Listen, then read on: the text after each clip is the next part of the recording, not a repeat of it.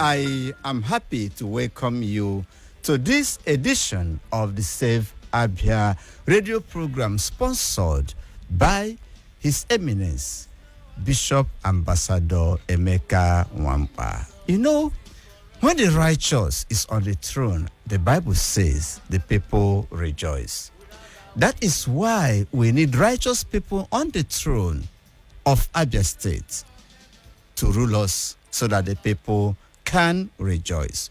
So today, we have brought to you good news that Abia could be saved. The good news that we can make Abia better. The good news that Abia can walk once again when the right people are on the throne. That is what we are going to give you this evening. Well, several people from different political parties have put themselves forward to contest and become the governor of Abia State. But there is one man that stands out. There is one man who God has so blessed that he is not comfortable in his comfort zone, and he is out to ensure that things are done better in Abia State. Well, he is a man of God, so blessed that he has been found worthy by God to lead his people. And if God could find him worthy of being a bishop to lead his flock, God has also found him worthy to lead Abia State. Well, he is a Christian to the core.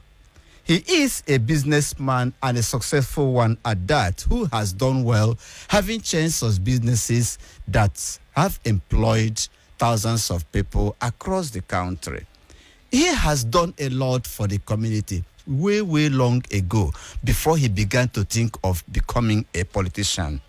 Well, he has touched the lives of widows, children, the youth, the elderly, pregnant women, empowering them in several areas, and does not intend to make it a topic because he says he has a covenant with God. God, if you bless me, I am going to share the blessings with people. And he has not reneged on this promise to share the blessings of God with the people. He is highly connected across the world beyond Nigeria, having friends all over the places, and he intends to cash in on this opportunity of his connection to get development down to Abia State. Of course, he is competent. He is tried, tested, and trusted. He is youthful and energetic. He is a man of courage and a man of character. You will wonder who I am talking about. I am talking about no less a person than the Accord Party governorship candidate for Abia State. He is Bishop Ambassador Emeka Nwankpa. Bishop Nwankpa, welcome to this radio program. Yeah, good evening, brother. Yeah, Bishop Nwankpa, you are vying to become the governor of Abia State on the platform of your great party, Accord Party. We know that you mean business to govern Abia State, but we want to ask you, sir, you are a comfortable man. You have seen it all in the business world. You have also done well in the church, rising from being an ordinary pastor to being a bishop. People are asking, why is this man vying to become the governor? So, Bishop, I ask you, sir, why do you want to become the governor of Abia State? Thank you very much for the question. Number one, I didn't come out to pray. I am not a politician. I'm a concerned Abia man on a mission to rescue Abia State. Abia is the poorest state today in terms of infrastructure and general development. Let's look at this.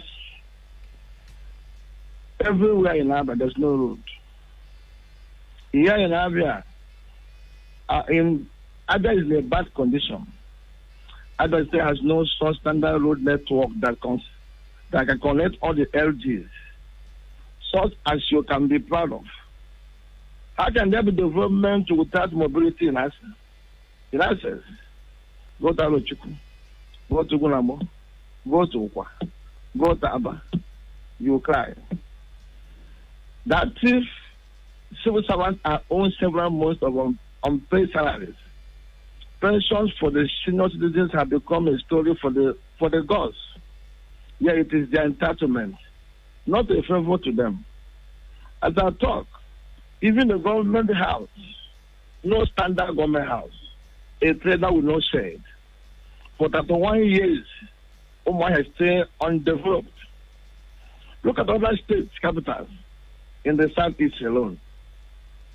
Yeah? Then compare. Talk about state electricity. Talk about education. Talk about health. Now look at Abia. Abia is the second largest market in southern Nigeria, after Onitsha. But the condition of Abia at large is heartbreaking. It is a swarm in a mess. That must end. My government will partner with global aspect to transform Abia into the Japanese of Africa. The shoes and general leather industry of Abia till now are left in the hands of the suffering individuals. No support. What then do we expect? What then do we expect? How do we grow our economy? Only by allocation. The taxes from the poor are not employed.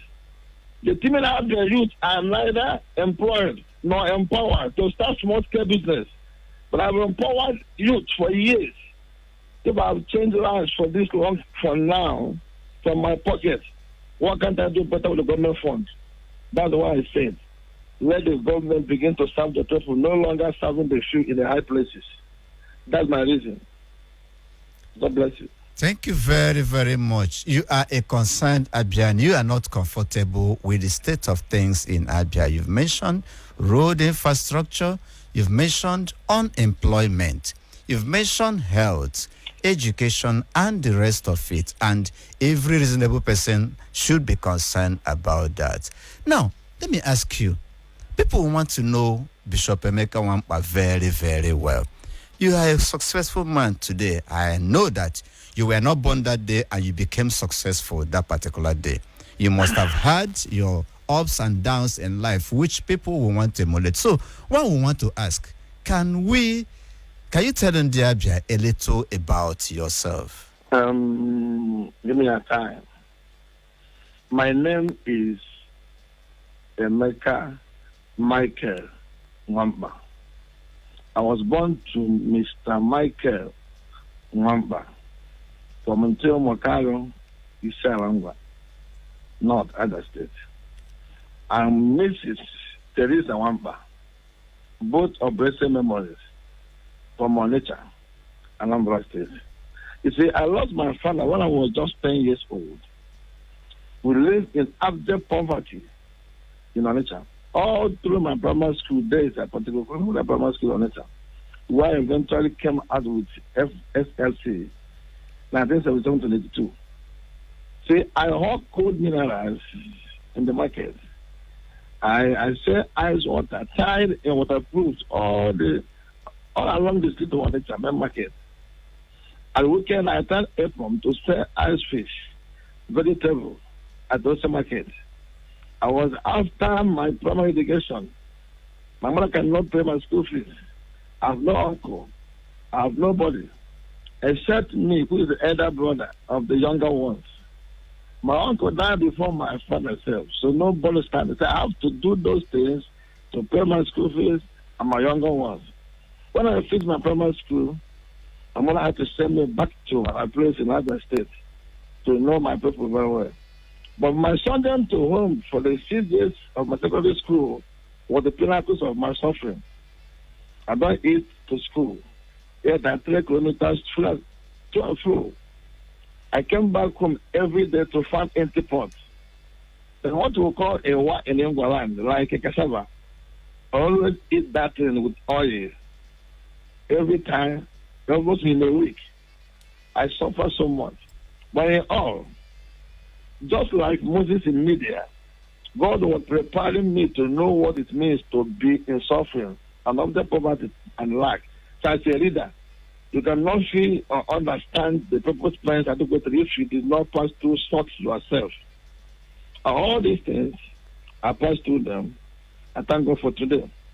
That was the reason why when people said I'm helping the people, it is a covenant I have with God. as somebody who had nobody in life to help him, suddenly I saw God, he blessed me without a ladder. Then I have a covenant with God. That no poor man will be by my side without his life changing. So what I was doing for 17 years was not just because of politics. I'm a politician. It was a covenant between me and God. Thank you. Thank you. It is heart-touching. It is hard to believe that the popular, the rich, the influential Emeka Nwankpa today was once a pure water seller, was once a mineral seller on the streets of Onitsha, was once a fish seller at Ose Market.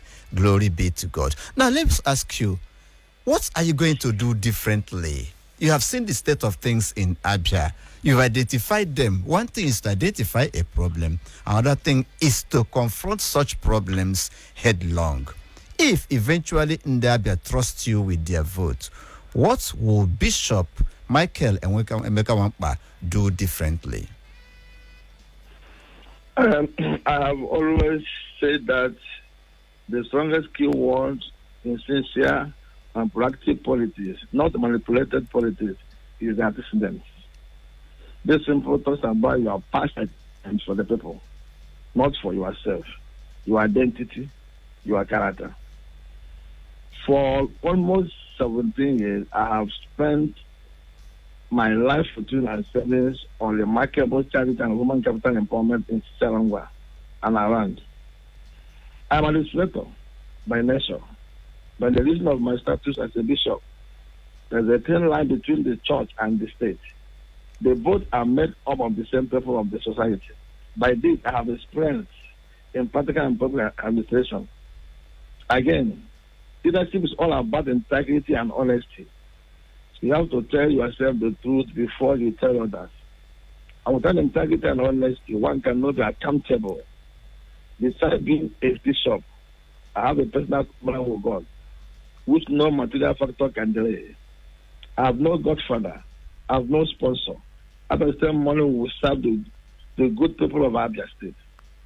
For my landmark human capital development achievement here in Abia State, I do not know of who else can beat my record. Though I never did any of those things because of politics. That's how different. That's how you can differentiate state man from a politician. From a politician, you know. An economist and coupled with my love for humanity, prosperity, my charity outreach platform by the name Bishopemekanwankpa Nwankpa. I've done a lot. I have the woman's sympathy. I have the conscience. And I've mentioned all those things in Abia, and Abias are lacking. I will fix them very well. People can be proud to say I came from Abia. I have the knowledge. I can do them better.